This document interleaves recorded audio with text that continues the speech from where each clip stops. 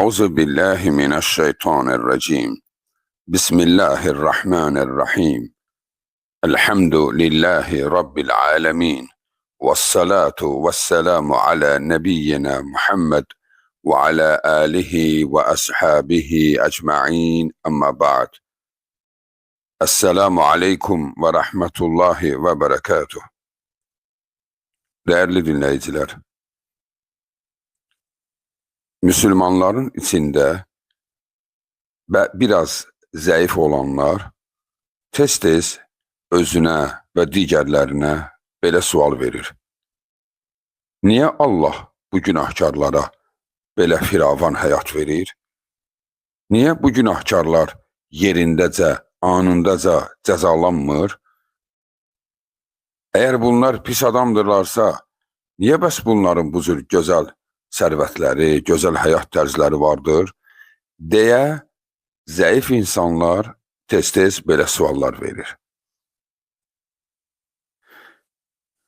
Bu sualın cavabını sizə Allahın kəlamı və Rəsulullahın sözləri ilə cavabı veriləcəkdir. Ki Allah öz kitabında bu suala cavab vermişdi. Və Rasulullah da öz hədislərində bu suala cavab vermişdi. Sadəcə olaraq Allah bizi bağışlasın, ilk öncə fikrimizi toparlayaq deyə sizə öz sözümü deyim ki, yəni biraz toparlanaq, istiqamətimizi düzəldək ki, Allahın və Rasulullahın sözünü daha da gözəl şəkildə anlaya bilək deyə. İstərdim ki, öz sözümlə buna bir başlanğıc verim.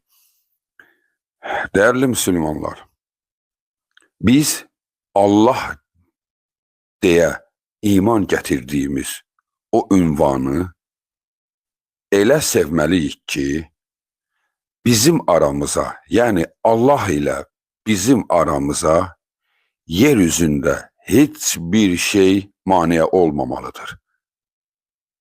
Nə çəkdiyin sıxıntılar, nə xəstəliklərin, nə ailə daxili, dost daxili, məhəllə daxili, fərq etməz. Kimlərinsə səninlə aranda yaşadığın konfliktlər, heç biri sənin Allaha olan sevginə mane olmamalıdır, dəyərli insan. Biz bunu unutmayaq. İnsanların ən xeyirlisi, Allaha ən bağlı olanları Rəsullardır.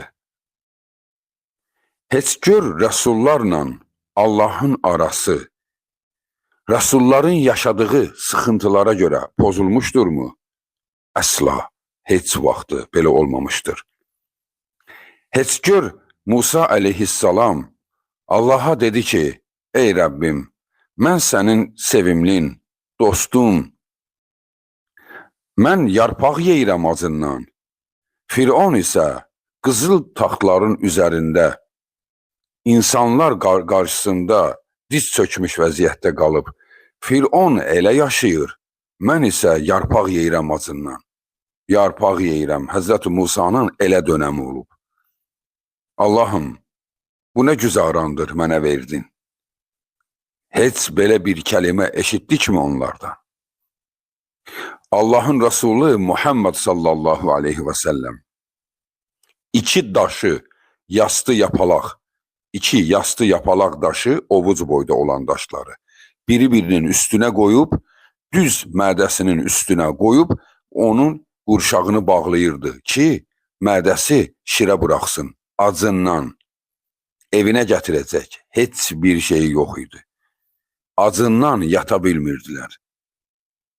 Heç onlar bir dəfə dedilər ki, ey bizim Rəbbimiz, biz nə gözəl həyat yaşayırdıq, hörmətimiz,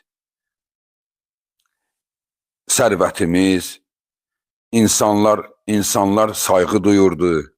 Allahım, biz sənə iman etdik, sənə şərik qoşmadıq, ibadət etməyə başladıq. Ondan sonra bu nədir başımıza gələnlər? Qızlarım boşandı, övladlarım bir-bir öldü, əllərimlə bastırdım. Xalqım məni tərk etdi, evimdən qovdular. Başqa vilayətdə özümə bir daxma etmişəm. Burada da yaşamağa heç bir şansımız yoxdur. Allahım, biz ölürük acından. Allahım, bu kafirlər keyf edirlər. Bunlar nə həyat yaşayır, biz nə həyat yaşayırıq? Məgər bu sərvət sənin deyilmi? Niyə bizə vermirsən bunu? Demədilər. İnanıram ki, heç düşünmədilər də. Niyə bu belə olmalıdır? Çünki onlar qovuşacağı nemət var ha. Qısa müddət sonra ora qovuşacaqdılar. Cənnət. Onlar oranın nə qədər qiymətli, nə qədər inanılmaz olduğunu bilirdilər. Onlar oranın eşqi ilə yaşayırdılar. Çünki orada Allahı görmək var. Çünki orada heç bir sıxıntı yoxdur. Ən mühümü nədir? İman etdiyim Allah mənə deyir, səbirli ol. Döz, mənə qovuşana qədər. Ondan sonra sən görəcəksən ki, nemət nədir? Dünyada onlara verdiyim nemət deyil. Dəyərli insanlar, dəyərli müsəlmanlar, heç vaxtı bu sualı verməyin. Heç vaxtı deməyin belə söz. Kafirlər keyf eləyir, bizim yaşadığımıza bax. Ölürük acından, onların həyatına bax. Bəziləri də biraz da aşırı gedərək deyir, gərək biz də elə olar kimi olaydıq. Dəyərli insan, demə, bəli, Allah sənin ağlınla rəftar etməz. Əgər Allah bizim ağlımızla rəftar etsəydi, biz çoxdan məhv olub getmişdik. Allah öz mərhəməti ilə, səbri ilə bizimlə rəftar edir. Yoxsa hər nəyi əlimizdən alardı, imanı. Çünki bu söz Allaha deyilməz. Allaha acıq gəlilməz, acıq verilməz. Gərək biz də fələncik olardıq. Bağlandıq Allaha, başımıza nələr gəldi. Demə, dəyərli insan, Allahı qınama. Allah qınanılası bir ünvan deyil.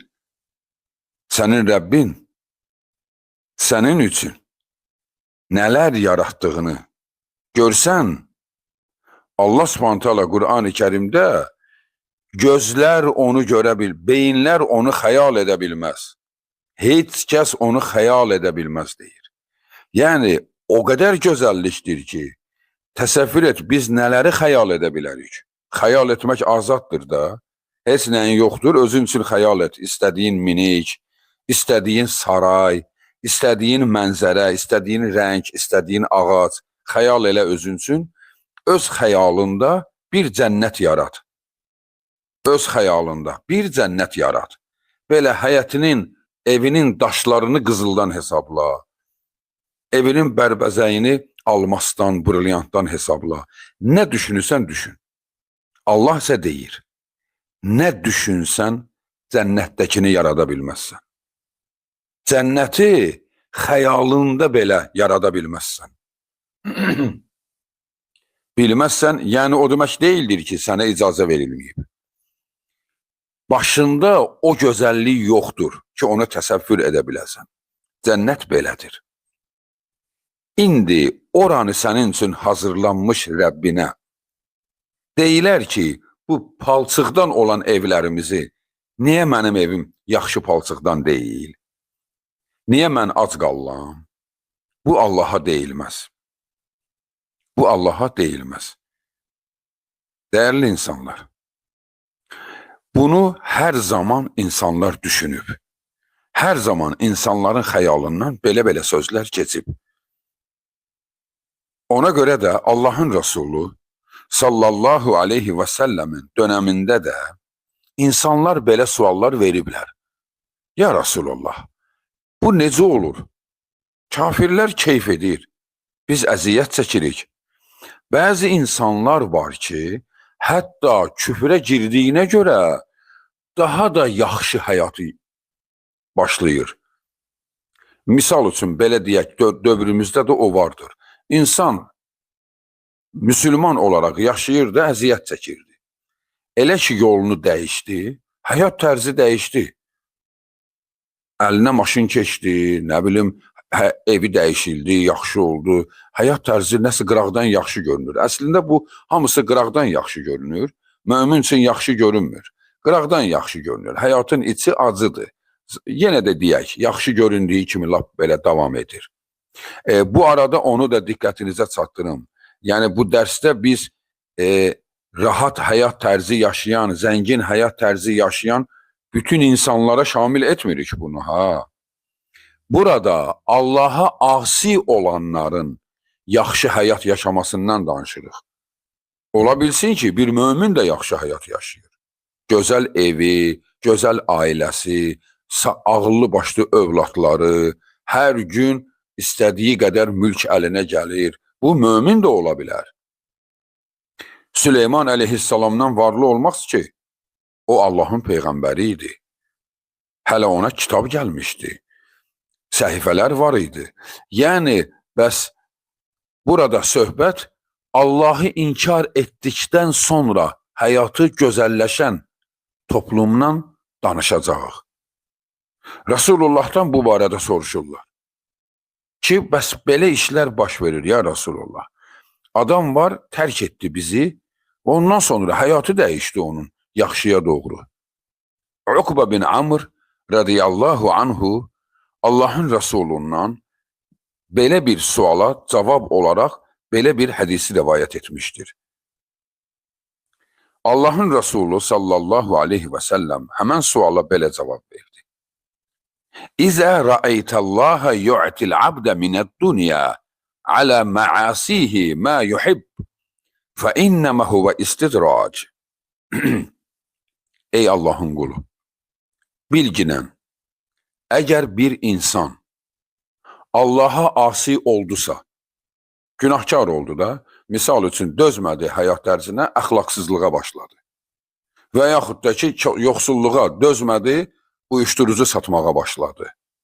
Rüşvət almağa başladı. İnsan satmağa başladı. Nəyəsə yanlış bir işə başladı. Dedi, mən daha yaşaya bilmirəm, haçana qədər belə olacaq. Özünə bir həyat seçdi, haram. Bu həyatı seçməsi ilə həyatı dəyişdi. Nemətlər ona verildi. Dünya verildi ona, belə deyək. Tam olaraq nemət deməyək. Dünya ona verildi.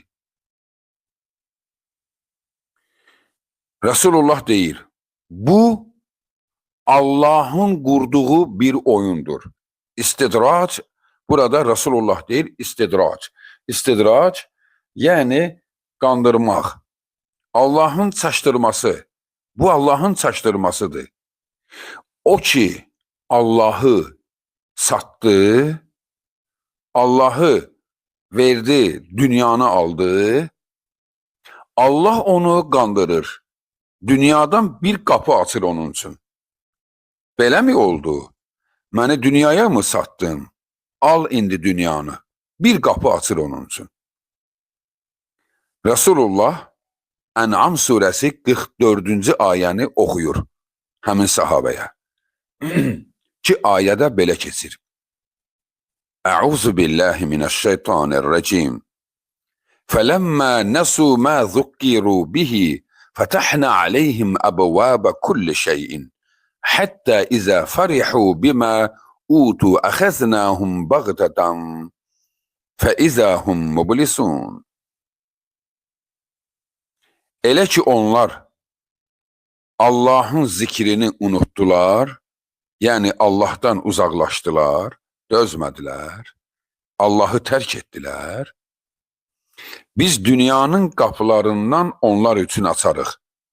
Dünyanın qapıları, yəni dünyada iş yeri, sərvət, yaxşı firavan həyat. Biz onlara bir qapı açarıq dünyadan. Onlar gözəl yaşamağa başlayarlar. Və yaşadığı həyatla fərəh duyar. Yaşadığı həyatla fərəh duyar. Bəlkə də deyər, ay mənim bu axmaq başım, mən bu neçə ili harada qalmışam? Neçə vaxtı niyə mən bu yolu tutmurdum? Mən bu illərimi belə itirməzdim. Sanki hətta çaş ki biraz da tez bu günahlara başlayardım. Belə düşünür. Əslində bunu Allah buraxıb, buna istidrac deyirlər. Yəni Allah bunu batırdıqca batırır. Biz ona dünyadan o qədər verərik ki, onu qəflətən, günahların içində qəflətən tutarıq. Bəxtətən, qəflətən yəni. Onu elə tutarıq ki, niyə burada qəflətən deyir? Yəni, heç ayılıb tövbə etməyə şansı olmaz. Elə haqlayaram onu. Və unutmayaq, hər bir günahkar xalq bayram günü məhv olub. Başına daşlar göydən bayram günləri yaxıb. Niyə? Çünki insanlar bayram günləri daha çox günahlar edirlər. Təbiidir ki, günahkarlar. Bayramlarda nə edirlər? Şərablar çoxalır, zina çoxalır, uyuşturucu çoxalır. Nədir? Bayramdır. Bayramda şənlənərlər də. Hə, bax, Allahın aldatmasıdır. Onları oyuna salır və onları qəflətən, kefli, zina başında, haramın üstündə onları Allah haqlayır. Lut qövmünü haqladığı kimi. Lut qövmü zina etdiyi vəziyyətdə Allah onları saxladı. Necə saxladı? Bir ildırım vurdu, ildırımın vurması ilə bir saniyədə hamı dondu yerində. Qurudular, günah vəziyyətində qaldılar. Biri əlində şərab, biri zina vəziyyətində, biri digər iyrənc vəziyyətdə, hərəsi olduğu vəziyyətdə dondular, qaldılar. Sonra da dağdan vulkan qalxdı, vulkan gəldi, evləri apardı, evlərin içindən keçdi və bunların hamını vulkan bürüdü.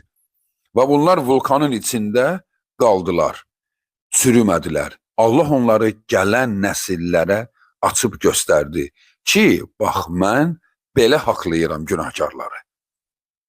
Dəyərli insanlar, günah etdinsə, bax, bu hissəni yaxşı yadda saxlayaq. Günah etdinsə, günahın ardıyca sənə bir yaxşı həyat gəldisə, nəsə bir günah etdin, sənin bir işin alındı. Misal üçün, asi oldun, Allah sənə bunu qadağan etmişdi. Misal üçün, qadındır, dedi ki, belə yaşaya bilmirəm, niqabını açdı üzündən. Yəni, çətinlik çəkirəm, bununla yaşaya bilmirəm. Niqabını açmasıyla buna işlər təklif oldu. Vəziyyət düzəldi. Niqab əslində fərz deyil, ha. Yəni, niqabsız qadın hələ dindədir, dinin şərtlərini qoruyur. Niqab daha irəlisidir, daha böyük mükafatdır. Baxın, o niqabdan çıxmasıyla onun həyatı yaxşıya doğru düzəldisə, anında tövbə eləsin, geri qayıtsın. Vəziyyət korlanır. Allah onu oyuna salır. Ayıq olsun, tez geri qayıtsın. Çünki o bilsin, bu günə qədər mənim bu işlərim düzəlmirdi. Nə oldu ki, mən gözəl bir şeyi tərk etməmlə Allah mənə bunu verdi? Axı, Allah hicabı mənə əmr edib, vacib deyib. Mən hicabı açmamla həyatım düzəldi. Hicabdan çıxan kimi həyatım düzəldi. Və yaxud da ki, kişidir, mən saqqal saxlayırdım, heç yerdə işə götürmürdülər. Saqqalımı qırxan kimi mənə yaxşı yerlərdən təklif gəldi. Və yaxud da ki, heç saqqal olmasın, götürək ki, həyat tərzi. Nə qədər halal yaşayırdım, bir şey yox idi. Elə ki, başladı uyuşturucu satmağa, həyatı dəyişdi, gündə cibinə yüzlərlə manatlar girdi, evi dəyişdi, maşını dəyişdi. Bax, gördün ki, dəyərli insanlar, bunu hamımız yadda saxlayaq. Mən daha bütün detalları, bütün günah növlərini deməyib, indi hərə öz həyatına görə bir şey fikirləşsin. Sən günah edən kimi gördün ki, həyatın dünyaya görə düzəlir, tez barmağını dişdə, yəni ayılmaq mənasında. Aman Allahım, oyuna gəlirəm. Allahım məni qaytar. Allahım tövbə edirəm, sənə dönürəm. Səhv etdim, ey mənim Rəbbim, məni dünyanın içində məhv etmə. Məni qaytar köhnə kitabıma, Allahım. Adımı oradan çıxartma. Çünki böyük ehtimal budur. Sənin adın İlliyyun kitabındaydı. Sən səbr edirdin xəstəliyə, yoxsulluğa, dözürdün, adın İlliyyun kitabındaydı, Allahın dostları kitabında. Sən hökmən cənnətə gedəcəkdin. Çünki adın oradadır. Hətta günahkar ola bilərsən. Günahına görə cəza çəkəcəksən. Cəhənnəmdə yanacaqsan, amma xilas olacaqsan. Çünki sənin adın oradaydı. Sən ki dözmədin, şeytana dedin, gəl yanıma, gəl məni götür apar özünlə. Allah mənə sərf etmədi. Sən ki Allaha bu xəyanət elədin, Allah sənin üzünə qapılar açdısa, ola bilər hələ açmasın, hələ yoxlasın, bu qulum bəlkə döndü. Hə, elə ki açdısa qapını, deməli Allah artıq səni tərk etmək istəyir. Ayıq ol, anında qayıtsan, ümid var qayıtmağa. Amma unutma, o çirkaba girdikcə bataqlıq da ora, çıxmaq çətin olur. Çünki sən şeytanın torundan çıxa bilməzsən. Şeytan milyon illər səndən qabaq yaranmışdı və şeytanın metodları saysız hesabsız qədərdir. Səni batıracaq. Allah da səni tərk etsə, sən şeytanın toruna düşsən, daha səni oradan kim çıxarda bilər ki? Bilirsən, Allah Subhanahu taala Qur'an-ı Kərimdə bu firavan həyat yaşayanlar var, günahkar firavan həyat yaşayanlar. Bilirsən, onlar üçün nə deyir? Bizim bu cür danışmağımıza baxmayaraq. Ki biz insanlar baxıb deyir ki, bunlar bu nə həyatda yaşayırlar, bunlar necə keyf edirlər, nə gözəl yaşayır bunlar. Allah isə gör nə deyir onlara. Allah Subhanahu taala belə deyir. Zuhruf surəsi 33-cü ayəyə özünüz də baxın. Allah Subhanahu taala buyurur ki: "Velaula en yekuna nasu ummeten vahide lece'alna limen yekfuru bir-Rahman li-buyutihim suqufan min fiddatin ve ma'aric 'aleyha yazharun." Əgər insanlar bu hadisəni görüb də küfrə düşmə təhlükəsi olmasaydı, mən günahkarların evlərinin damını, onların pilləkənlərini gümüşdən eyləyərdim. Təsəvvür edə ha. Onların evinin damını, pilləkənlərini gümüşdən eyləyərdim. Onların qapılarını, onların oturduğu kürsüləri qızıldan eyləyərdim. Qapılarını qızıldan, bərbəzəkdən eyləyərdim. Allah deyir ki, bir insan mənə qarşı çıxdısa, əmrimi pozdusa, mən onun bütün sərvətini qızıla çevirərdim, var dövlətə çevirərdim. Niyə? Daha da batsın, daha da batsın. Amma bunu etmədim ki, möminlər şübhəyə düşər. Yəni insandır da, mömin də insandır da, deyər, bu necə olur axı elə hər günahkar ən gözəl həyat tərzi yaşayır. Bütün günahkarlar gözəl yaşamır axı. Allah isə deyir, bütün günahkarları gözəl yaşadardım. Amma möminlər şübhəyə düşərdilər deyə mən onları bu təhlükəyə salmadım. Yoxsa o günahkarlar var ha, o günahkarların hamının həyat tərzini düzəldərdim dünyaya görə. Səbəb, qoy batsınlar. Qoy batsınlar günahlarının içində. Ayənin ardında deyir, وَمَنْ يَعْشُ عَنْ ذِكْرُ الرَّحْمَانِ نُقَيِّضْ لَهُمْ شَيْطَانًا فَهُوَ لَهُ قَرِينٌ. Kim Allahın zikrini tərk edərsə, Allah şeytanı ona düçar edər. Mən ona şeytanı düçar edərəm. Qoy şeytan onu hara qədər aparsın. Daha da günahları çoxalsın. Daha da əzabı çoxdatsın. O ki mənə xəyanət etdi. Dəyərli insanlar, yəni dünya dediyimiz ki var, Allah bu dünyanı o qədər bəyənmir ki, hətta kafirə istəyir bunu daha yaxşısını versin. Səbəb də budur ki, qoy elə başı bununla qarışsın. Amma mömin üçün nə arzulayır Allah? Mənimlə məşğul ol. Hətta Allahın Resulü deyir ki, Allah bəzən qulunu qısqanır. Qısqanır və bəzi müsibətlər Allah qulum mənimlə daha çox danışsın, daha çox mənə yalvarsın, deyə başına gəlir. Yəni səbr et dəyərli insan. Halala səbr et. Düzlüyə səbr et. Problemlərə səbr et. Dostuna, ailənə səbr et. Səbr etməsən, ailən əldən çıxacaq. Dostlar dağılacaq. Hətta dinin gedəcək. Səbr et. Günahkarların həyat tərzinə baxıb da bu sözü demə. Bir qrup insan da var ki, bəlkə də siz tanıyırsınız, bu söz sizə tanışdır. Bəzi adam var deyir, mənə haram düşür. Soruşursan, necə düşür sənə haram? Deyir, haçan, misal üçün, haçan qumar oynayıram, əlim gətirir. Mənə qumar düşür. Qumar hökmən deyil ki, aşıq atsın. İndi bu dəqiqə qumar mədəni oyundur. Hətta dövlət səviyyəsindədir. Hətta reklam olunur.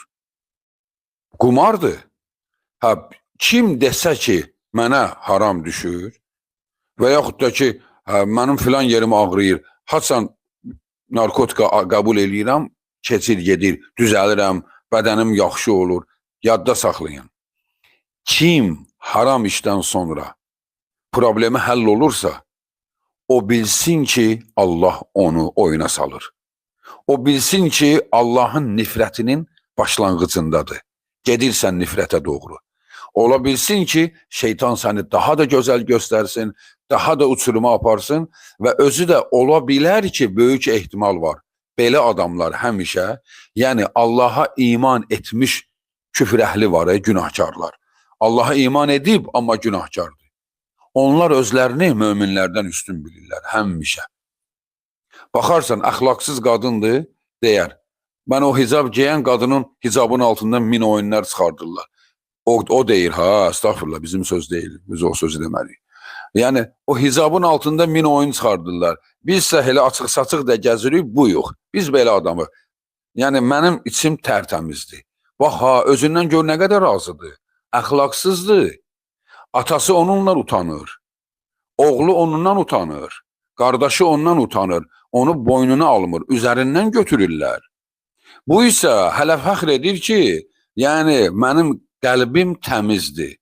Allah məni görür, mənim içimdə nə var, üstə doğrudur. Bunlar isə nə örtünüblər, min oyundan çıxır.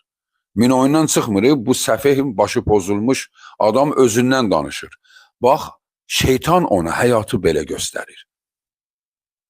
Və yaxud da ki, digərləri deyir. Buradan həccə gedirlər, o həccə gedəcək, mömin olacaq. Gəlirlər, mindən oyundan çıxırlar. Bu yenə də arada həccə gedir və yaxud da ki, gündə 5 dəfə namaz qılır, Allaha dua edir, amma günahları da var. Da indi hər namaz qılan peyğəmbər olmur ki. Günahlar da olur da. Bu yenə Allaha imanın içində günahı var. Sən bədbaxt, şeytanın qucağında günahkarsan. Yəni sənin heç yaxşı tərəfin yoxdur axı. Səni bəyəndirən nədir? Şeytan. Şeytan onun başını tumarlaya ona belə deyir. Səndən yaxşısı var. Oğul sənsən. Qəhrəman sənsən. Onlar gör namaz qılırlar, mindən oyundan çıxırlar. Bax, beləcə bu günahkarlar hey başqalarını bəyənmir. Və günahın içində isə özünü bəyənir. Hey özünü bəyənir. Ona görə heç kəs deməsin, mənə haram düşür. Bilginən, sənə haram düşürsə, vay sənin halına vay. Allah sənin düşmənin imiş. Sənin adını Əlliyyün kitabından çıxardıb,